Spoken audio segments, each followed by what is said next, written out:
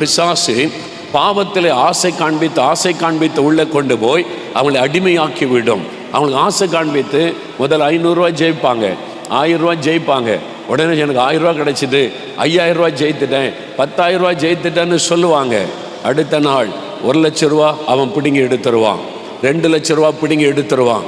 நம்ம முதல்ல 10,000 ரூபாய்க்கு ஜெயித்தமே, இப்போ தானே தோக்குது, ஒரே முறையில் 5 லட்சம் ஜெயித்தரலான்னு கடன் வாங்கி வாங்கி விளையாடி அவன் பணத்தை எல்லாம் உரிந்து எடுத்து விடுவார்கள்.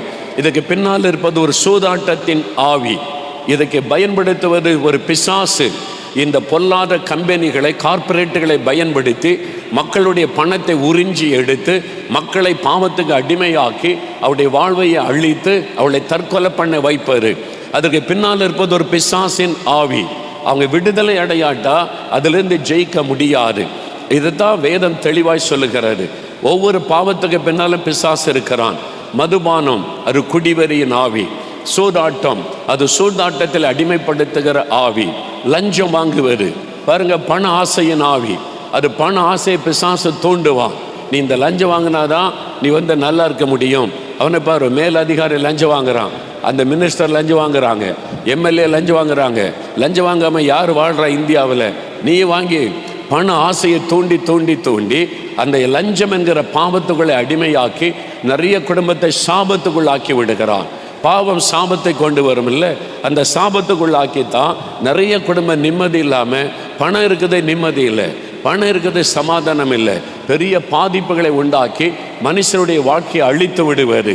இதான் சாத்தானுடைய தந்திரம், இதான் பிசாசனுடைய கிரியை. நம்முடைய அனுதின வாழ்க்கையிலே கூட இப்படி பிசாசு சில அடிமைத்தனத்தை கொண்டு வருவான். செல்ஃபோன், உங்கள் செல்ஃபோன் மூலமாக அடிமைத்தனத்தை பிசாசு கொண்டு வந்துடுவான். இந்த சீரியல் பார்க்காம இருக்க முடியல, இதை பார்க்காம இருக்க முடியல, பைத்தியம் பிடிச்ச மாதிரி ஆகுது, சாட்சியெல்லாம் சொல்கிறாங்கல்ல. காரணம், முதல்ல சும்மா பார்க்க வைப்பான். நீங்கள் அதில் கவனம் செலுத்த செலுத்த செலுத்த ஒரு ஆவி உங்களை தூண்ட ஆரம்பிக்கும், ஒரு ஆவி உங்களுக்குள்ள இந்த கிரியை செய்ய ஆரம்பிக்கும். அந்த தூண்டுதலை கொடுப்பது பிசாசு, அதுக்குள்ள அடிமைப்படுத்துவது பிசாசு. அது இல்லாமல் உங்களால் இருக்க முடியாதுன்ற நிலைமை கொண்டு வருவது பிசாசு.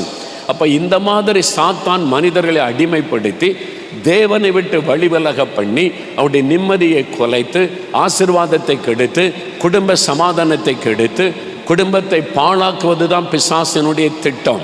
அந்த சாத்தானுடைய கிரியைகளை அழித்து மனிதர்களை விடுதலையாக்கத்தான் இயேசு உலகத்தில் வந்தார். அவர் சிலுவையில் இரத்த சிந்தை மறித்து மனிதனுக்கு விடுதலையை உண்டாக்கினார். அதனால இயேசு கிறிஸ்து தான் அந்த பாவ சாபத்திலிருந்து நம்மை விடுதலையாக்க முடியும்.